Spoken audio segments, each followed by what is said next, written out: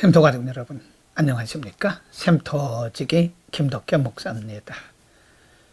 우리는 그동안 44장에서 요셉과 그 형제들 사이에서 일어났던 마치 터널을 지난 것 같은, 혹은 암흑기를 만난 것 같은 그런 혼란스러운 과정을 공부를 했습니다.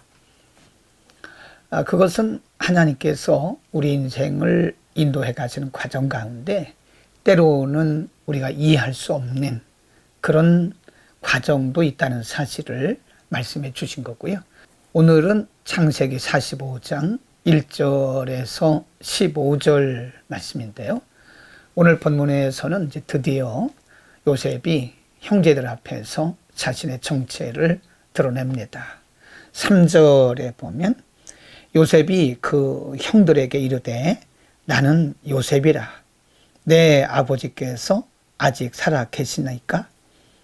형들이 그 앞에서 놀라서 능히 대답하지 못했다. 꿈에도 있을 수 없는 그런 일들이죠. 지금 요셉의 형제들은 자신들이 팔았던 요셉이 애굽에서 총리가 된다고 하는 것은 꿈에도 생각할 수 없는 그런 일입니다.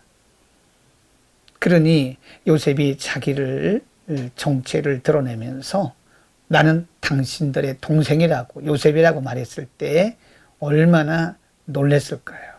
꿈 같은 현실입니다. 4절 말씀에 요셉이 형들에게 이르되 내게로 가까이 오소서. 그들이 가까이 가니 가로되 나는 당신들의 아우 요셉이니이다. 당신들이 애굽의 판자라. 5절 말씀에 보면 당신들이 나를 이곳에 팔았으므로 근심하지 마소서. 한탄하지 마소서. 하나님이 생명을 구원하시려고 나를 당신들 앞서 보냈나이다. 라고 그들의 마음을 안돈시키고 설명을 합니다. 6절에 이 땅이 2년 동안 흉년이 들었으나 아직도 5년은 더 기경도 못하고 추수도 못하리이다. 하나님이 큰 구원으로 당신들의 생명을 보존하고 당신들의 후손을 세상에 두시려고 나를 당신들 앞서 보내신 것입니다. 라고 또 설명을 하고요. 8절에 보면요. 그런즉 나를 이리로 보낸 자는 당신들이 아니요 하나님이시라. 하나님이 나로 바로의 아비를 삼으시고 그 온 집의 주를 삼으시며 애굽 온 땅의 치리자를 삼으셨나이다. 라고 요셉은 형들에게 설명을 하고 있는 것입니다. 9절 당신들은 속히 아버지께로 올라가서 고하기를 아버지의 아들 요셉의 말에 하나님이 나를 애굽 전국의 주로 세우셨으니 내게로 지체 말고 내려오소서라고 이제 형들에게 부탁을 하면서 아버지를 애굽으로 모셔오도록 다시 한번 재촉을 합니다. 여러분, 오늘 요셉이 형들에게 한 말, 참 우리가 5절, 6절, 7절 말씀이 매우 감명 깊고요. 또 우리의 안목을 바꿔야 할 필요성을 가르쳐 줍니다. 다시 한번 읽어보면 5절 말씀에 당신들이 나를 이곳에 팔았으므로 근심하지 마소서. 한탄하지 마소서. 하나님이 생명을 구원하시려고 나를 당신들 앞서 보내셨나이다. 라고 말합니다. 어쩌면 요셉은 형들 때문에 13년 동안 애굽에서 고생한 것도 있습니다. 종으로 팔렸죠. 보디발의 가정에서 누명을 쓰고 감옥에 갇혔죠. 이런 일련의 사건들이 인간적 안목으로 바라보면 형들을 원망할 수도 있고 형들에게 보복할 수도 있죠.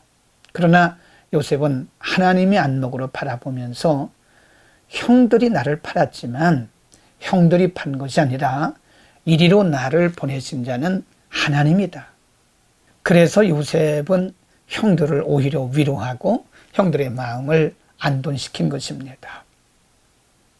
요셉이 그렇게도 형들 앞에서 당당하고 형들 앞에서 평안한 마음을 가질 수 있었던 것은 바로 그가 하나님의 안목으로 하나님의 섭리적 차원에서 바라봤기 때문에 그런 것입니다.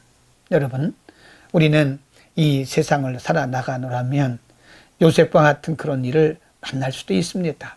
억울한 일을 당할 수도 있고요. 우리가 손해를 볼 수도 있고요. 또 생각 밖의 고난 또는 고통, 위기를 만날 수도 있습니다. 심지어는 사람들에게 우리가 배반당할 수도 있습니다.